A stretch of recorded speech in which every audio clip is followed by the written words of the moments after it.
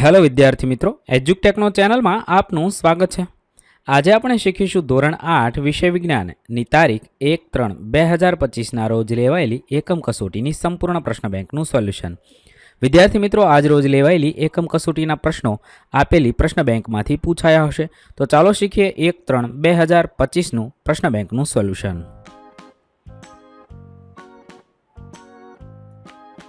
પ્રશ્ન નંબર 1 નીચે આપેલા જોડકા જોડો। ગમે તે એક લખવાનું છે। અહીં આપણે દરેક જોડકાનો જવાબ જોઈએ। વિભાગ એ અ સાથે બ ને જોડવાનો છે। 1 એક્સ રંગ સૂત્ર, તો 2 અંડકોશ સાથે જોડીશું। 2 એક્સ એક્સ રંગ સૂત્ર જેમાંથી છોકરી બને છે। 3 એક્સ વાય રંગ સૂત્ર તો છોકરો બને છે। 4 એક્સ અથવા વાય રંગ સૂત્ર તો શુક્રકોશમાં જોવા મળે છે। આ રીતે જોડીશું। ત્યારબાદ બીજો વિભાગ છે।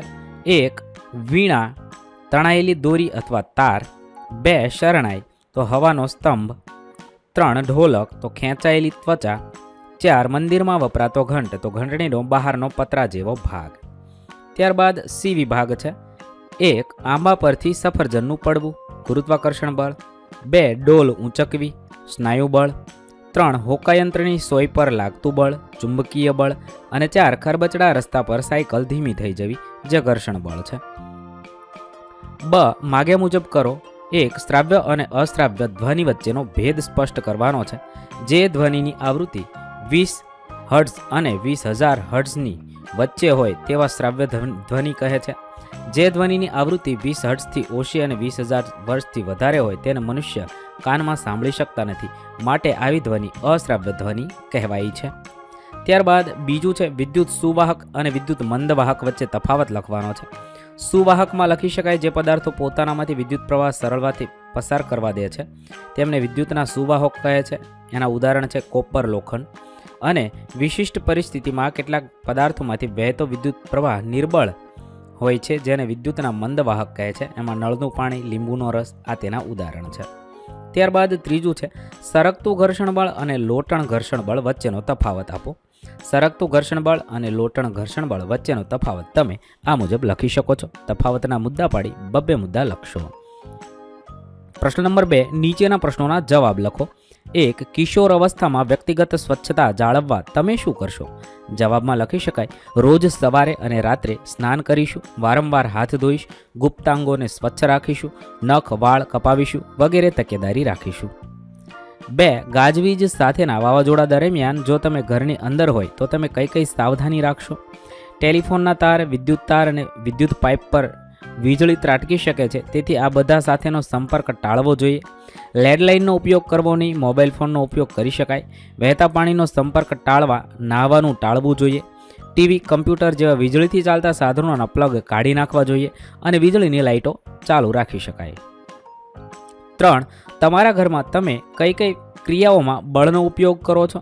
ઘરમાં બળનો ઉપયોગ ખાવા પીવાના કામો, સફાઈ, કચરા પોતા, વાહન ચલાવવા, દોડવા, લખવા, વસ્તુ ઉચકવા, રસોઈ બનાવવા વગેરે માટે કરીએ છીએ। 4 તમારા ઘરમાં હિંચકામાં કીચુડ અવાજ આવે છે તો અવાજ બંધ કરવા તમે શું પ્રયત્ન કરો? અમારા ઘરમાં હિંચકામાં કીચુડ અવાજ આવે તો અમે હિંચકાના કડામાં તેલ અથવા ગ્રીસ લગાવીએ છીએ, કારણ કે તેલ અથવા ગ્રીસ નાખવાથી કડાનું ઘર્ષણ ઓછું થઈ જાય છે અને અવાજ આવતો બંધ થઈ જાય છે। 5 ધ્વનિ પ્રદૂષણને નિયંત્રિત રાખવા માટે કયા ઉપાયો કરશો? જવાબ થશે હવાઈ જહાજના એન્જિનો, પરિવાર માટેના વાહનો, ઔદ્યોગિક મશીનો, ઘરેલું ઉપકરણો વગેરેમાં સાયલેન્સર લગાડવા જોઈએ। ટીવી, રેડિયો, મ્યુઝિક સિસ્ટમ ધીમા અવાજે ચલાવવું જોઈએ। વાહનોના હોર્નનો ઉપયોગ લઘુત્તમ કરવો જોઈએ। રસ્તાની બાજુમાં વૃક્ષો વાવવા જોઈએ। 6 તમારા ઘરમાં શોર્ટ સર્કિટને કારણે આગ લાગે છે તો આગ બુઝાવવા તમે શું કરશો? જો શોર્ટ સર્કિટને કારણે આગ લાગી હોય તો વિદ્યુત પુરવઠો કાપવો એટલે કે સ્વિચ બંધ કરવાની। ફાયર એક્ઝિક્યુટરનો ઉપયોગ કરવો જોઈએ। પાણીનો ઉપયોગ ન કરવો જોઈએ, કારણ કે વીજળી સાથે પાણી સાંકળવાથી અરસપરસ શોક લાગવાની શક્યતા છે। જો આગ કાબૂમાં ન આવે તો તરત ફાયર બ્રિગેડને કોલ કરવો જોઈએ। પ્રશ્ન નંબર 3 નીચેના પ્રશ્નોના મુદ્દાસર જવાબ લખવાના છે। 1 ભૂકંપ શાથી થાય છે તે સમજાવો। પૃથ્વીનું સૌથી બહારનું પડ સળંગ નથી, તે ટુકડાઓમાં વિભાજિત થયેલું છે। દરેક ટુકડાને પ્લેટ કહે છે। આ પ્લેટો સતત ગતિમાં હોય છે। જ્યારે તેઓ એકબીજા સાથે ઘસાય છે, અથડાવાથી એક પ્લેટ નીચે બીજી પ્લેટ આવી જાય છે ત્યારે પૃથ્વીના પોપડામાં વિક્ષોભ ઉત્પન્ન થાય છે। આ વિક્ષોભ પૃથ્વીની સપાટી પર ભૂકંપ સ્વરૂપે દેખાય છે. 2. ઘર્ષણ મિત્ર અને શત્રુ છે, સમજાવો. ઘર્ષણ મિત્ર છે. ઘર્ષણના ફાયદા નીચે મુજબ છે. રસ્તા પર સરળતાથી ચાલી શકાય છે. બ્લેકબોર્ડ પર લખી શકાય છે. નોટ પેન કે પેન્સિલથી નોટબુકમાં લખી શકાય છે. દિવાલમાં ખીલી ઠોકી શકાય છે. શત્રુ છે. તેના ગેરફાયદા: વસ્તુઓ ઘસાઈ જાય છે, ઉષ્મા ઉત્પન્ન થાય છે, વેડફાઈ જાય છે, મશીનના કેટલાક ભાગોને નુકસાન પહોંચે છે, ગતિશીલ વસ્તુઓની ગતિ અવરોધાય છે, તેથી તેની ઝડપ ઘટે છે. ત્યારબાદ 3. ઇલેક્ટ્રોપ્લેટિંગ એટલે શું, તેની ઉપયોગિતા જણાવો. વિદ્યુત વહન દ્વારા કોઈ પદાર્થ પર કોઈ જરૂરી ધાતુનું આવરણ ચડાવવાની પ્રક્રિયાને ઇલેક્ટ્રોપ્લેટિંગ કહે છે. ઇલેક્ટ્રોપ્લેટિંગની ઉપયોગિતા જોઈએ તો વસ્તુઓને ચળકાટવાળી બનાવવી, વસ્તુઓને કાટ લાગતી અટકાવવી, વસ્તુઓ પર પડતા ઉજરડાઓને રોકવા. ક્રિયાશીલ ધાતુઓથી બનેલી વસ્તુઓ પર ઓછી ક્રિયાશીલ ધાતુઓનો પડ ચડાવી તેને બગડતી અટકાવી. સસ્તી ધાતુઓ વડે બનાવેલા આભૂષણો પર ચાંદી અને સોનાનું આવરણ ચડાવી તેમને ભપકાદાર બનાવવા. પ્રશ્ન નંબર 4. નીચેના કારણ લખો. 1. કિશોર અવસ્થામાં છોકરાઓનો અવાજ ભારે બને છે, કારણ આપો. કિશોર અવસ્થામાં છોકરાઓના અવાજમાં ફેરફાર આવે છે. આ સમયગાળામાં શારીરિક અને હોર્મોનલ ફેરફારોની સાથે અવાજમાં પણ ભારે થાય છે. કંઠમણીનો વિકાસ થાય છે, આથી અવાજ ઊંચો અને ભારે થઈ શકે છે. તરુણ અવસ્થામાં સ્વરપટ્ટીના સ્નાયુમાં અનિયંત્રિત વૃદ્ધિના કારણે છોકરાઓનો અવાજ ક્યારેક ઘોઘરો થાય છે. 2. ખભા પર લટકાવવા માટેના થેલામાં પહોળી પટ્ટી રાખવામાં આવે છે, કારણ આપો. પાતળી પટ્ટીને બદલે પહોળી પટ્ટી વાપરવાથી ક્ષેત્રફળ વધી જાય છે, તેથી થેલાનું વજન એટલે કે બળ મોટા ક્ષેત્રફળ પર લાગે છે. પરિણામે ખભા પર દબાણ ઘટી જાય છે, તેથી ખભા પર થેલો સહેલાઈથી ઉંચકી શકાય છે. 3. લોખંડની ખીલીની નીચેનો છેડો અણીદાર રાખવામાં આવે છે, કારણ આપો. ખીલીના અણીદાર છેડાનું ક્ષેત્રફળ શીર્ષ કરતાં ઘણું નાનું હોય છે. નિશ્ચિત બળ વડે ઓછા ક્ષેત્રફળવાળી સપાટી પર વધુ દબાણ પેદા કરી શકાય છે. તેથી લાકડાના પાટિયામાં ખીલીને તેના શીર્ષથી ઠોકવાના બદલે અણીદાર છેડા પાસેથી ઠોકવામાં આવે છે. ત્યારે ઓછા બળથી પણ ખીલી પર મોટું દબાણ લાગવાથી સરળતાથી ખીલીને લાકડાના પાટિયામાં ઠોકી શકાય છે. 4. ભીના હાથે ઇલેક્ટ્રિક સ્વિચને અડવું જોખમકારક છે, કારણ આપો. વ્યક્તિના હાથ ભીના હોય અને તે ઇલેક્ટ્રિક સ્વિચને અડકે તો ઇલેક્ટ્રિક સ્વિચમાંથી વિદ્યુત પ્રવાહ તેના શરીરમાં દાખલ થશે અને પરિપથ પૂર્ણ થવાથી ઇલેક્ટ્રિક શોક લાગશે, જેના લીધે તેનું મૃત્યુ પણ થઈ શકે છે. માટે અડવું જોખમકારક છે.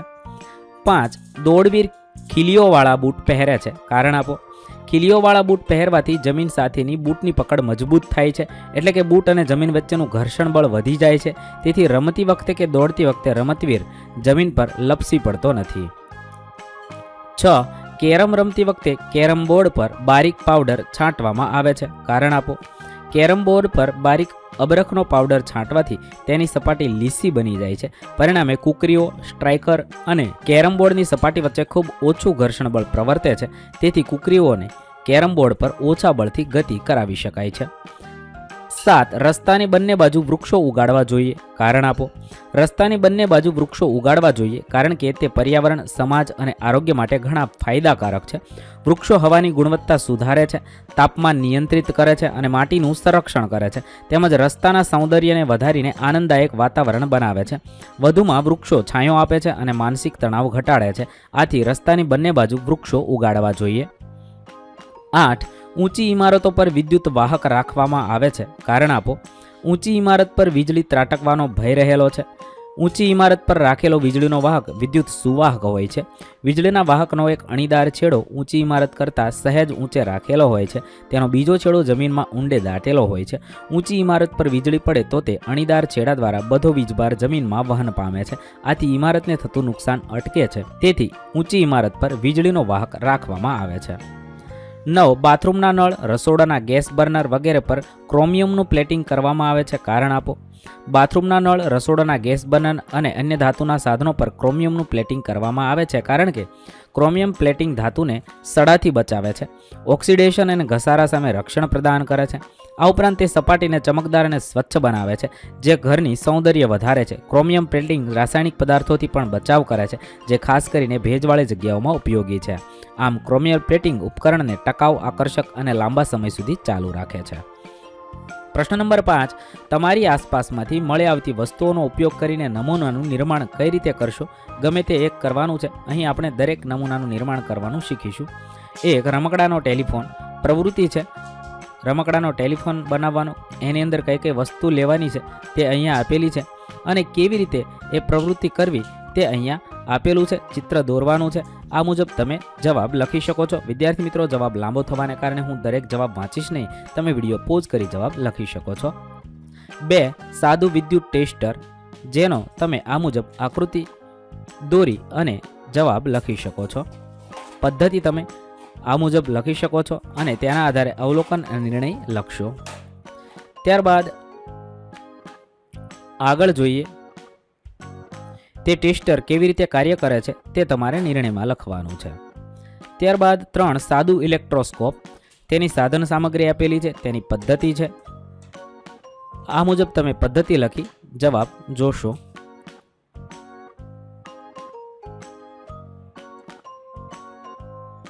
અહીં આપણી ધોરણ 8ની વિજ્ઞાન વિષયની એકમ કસોટી પૂર્ણ કરીએ છીએ. દરેક ધોરણની એકમ કસોટીના વિડીયોઝ આપણી ચેનલ પર ઉપલબ્ધ છે, જે તમે એકમ કસોટી નામના પ્લેલિસ્ટમાંથી મેળવી શકો છો. પ્લેલિસ્ટની લિંક વિડીયોના ડિસ્ક્રિપ્શનમાં આપેલી છે. થેન્ક યુ દોસ્તો. એજ્યુકટેકનો ચેનલ તરફથી વિડીયો નિહાળવા બદલ આપનો આભાર. આવા બીજા વિડીયોઝ નિહાળવા માટે અમારી યુટ્યુબ ચેનલ એજ્યુકટેકનો અત્યારે જ સબસ્ક્રાઇબ કરો. આભાર દોસ્તો.